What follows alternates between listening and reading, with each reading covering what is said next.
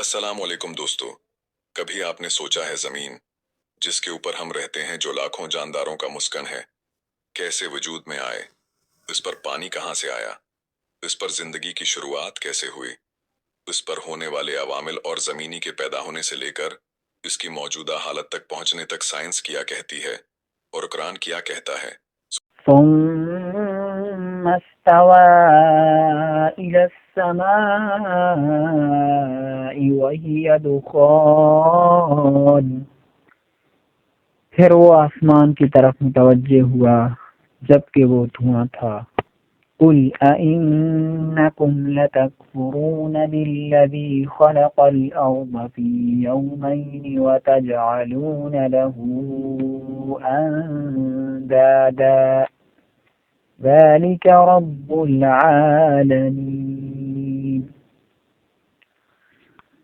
کہو کیا تم اس ذات کا انکار کرتے ہو جس نے زمین کو 2 دن میں پیدا کیا اور بتوں کو اس کا مد مقابل بناتے ہو؟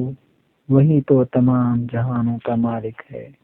وَجَعَلَ فِيهَا رَوَاسِيَ مِن فَوْقِهَا وَبَارَكَ فِيهَا وَقَدَّرَ فِيهَا أَقْوَاتَهَا فِي 4 أَيَّامٍ سَوَاءً لِلسَّائِلِينَ۔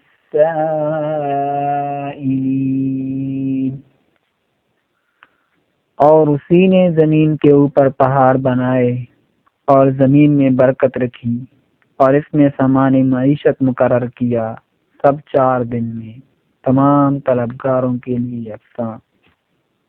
ان آیات کی روشنی میں اللہ نے زمین کو 4 دن میں پیدا کیا۔ یہاں یہ سمجھنا انتہائی ضروری ہے کہ دنوں سے مراد ایک لمبا عرصہ یا ٹائم پیریڈ ہے۔ آج سے تقریباً 4.6 ارب سال پہلے ہمارا سولر سسٹم موجود نہیں تھا۔ خلا میں گیسوں اور گرد و غبار کا ایک بادل تھا۔ سائنس اس بادل کو سولر نیبولا کہتی اور قرآن نے اسے دھوئیں کا نام دیا ہے۔ نیبولر تھیوری سب سے پہلے کینٹ نے 1705 میں پیش کی اور پیئری لپلاک 1796 میں کچھ تبدیلیاں کی۔ اس نیبولا میں ہائیڈروجن اور ہیلیم سب سے زیادہ مقدار میں موجود تھیں۔ یہ سولر نیبولا کروڑوں سال تک خلا میں گھوم رہا تھا کہ پاس میں ایک سپر نووا ہوتا ہے اور اس کی شاخ ویو سے نیبولا سکڑنے لگتا ہے اور ڈسٹ کا یہ بادل اور تیزی سے گھومنے لگتا ہے۔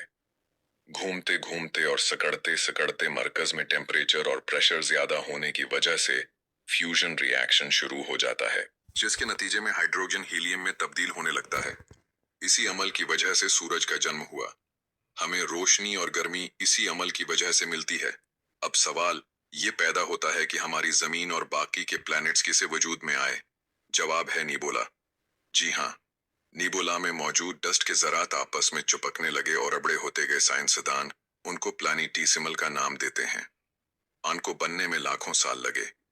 یہ پلانیٹیسیمل آپس میں ٹکراتے ٹکراتے پروٹو پلانٹس میں تبدیل ہو گئے۔ اس عمل کو ایکریشن کہتے ہیں۔ جیولوجیکل ٹائم سکیل کے مطابق یہ سب آج سے 4.6 ارب سال سے لے کر 4 ارب سال پہلے ہو رہا تھا۔ اس دور کو ہیڈین ایون کہتے ہیں۔ قرآن کے مطابق یہ زمین کا پہلا دور تھا۔ پانی زمین پر اسی دور میں آیا۔ یہ اسٹیرائڈ اور کمیٹس اپنے ساتھ لائے۔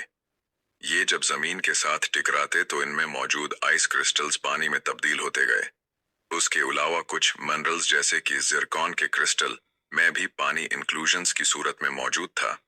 ہیڈین ایون زمین ایک ہوموجینیس بال تھی اور بہت زیادہ گرم تھی۔ پہلے دور کے بعد شروع ہوتا ہے آرکین ایون۔ اس کا مطلب ہے بگننگ۔ اس دور میں ڈفرینشیشن کا عمل شروع ہوا جس کے نتیجے میں زمین کی 3 بڑی لیئرز یعنی کرسٹ، منٹل اینڈ کور وجود میں آئیں۔ بھاری عناصر جیسے کہ آئرن اور نکل کور میں جمع ہوئے اور ہلکے عناصر سرفیس کی طرف آنے لگے۔ یہ دور 4 ارب سال سے لے کر 2.5 ارب سال تک جاری رہا۔ انیروبک لائف کا آغاز بھی اسی دور میں ہوا، لیکن کمپلیکس لائف کے لیے ابھی بھی حالات سازگار نہیں تھے۔ یہاں پر قرآن کے مطابق پہلے 2 سٹیجز مکمل ہو گئے، لیکن زمین کی تکمیل ابھی باقی تھی۔ دوسرے یعنی آرکین دور کے بعد شروع ہوتا ہے پروٹیروزوئک ایون۔ اس دور میں گریٹ آکسیجنیشن ایونٹ ہوا۔ آکسیجن کی مقدار ایٹماسفیئر میں بڑھنے لگی۔ کرہ ہوائی کا بننا، پلیٹ ٹیکٹونکس کی شروعات اور کانٹیننٹس کا بننا اسی دور میں مکمل ہوا۔ कॉम्प्लेक्स मल्टीसेलुलर ऑर्गेनिजम्स का ज़ुहूर हुआ और ओजोन भी प्रोटेरोजोइक इयॉन में बनी। ये स्टेज 2 अरब साल से लेकर 54 करोड़ साल तक जारी रहा। और अब दोस्तों, कुरान के मुताबिक जमीन का आखिरी दौर, जिसको फेनेरोजोइक इयॉन कहते हैं, की शुरुआत होती है 44 करोड़ साल पहले शुरू हुआ और ताहाल जारी है। कुरान के मुताबिक इसी दौर में बरकत और रिज्क के वसाइल मुकर्रर किए गए। इसी दौर में कॉम्प्लेक्स ऑर्गेनिजम्स जैसे trilobites, reptiles, dinosaurs, primates, mammals वगैरह इवॉल्व हुए। Breakup of Pangaea, climate shifts and major mess extinctions इसी दौर में हुए। दोस्तों, साइंस जो कुछ आज दरियाफत कर रही है, कुरान ने हमें 1400 साल पहले इशारों की सूरत में बता दिया था। लेकिन अफसोस, हम कुरान के बार बार गौर व फिक्र करने की ताकीद के बावजूद गौर व फिक्र नहीं करते। वीडियो अच्छी लगी हो तो चैनल को सब्सक्राइब करें, लाइक एंड शेयर करना ना भूलें।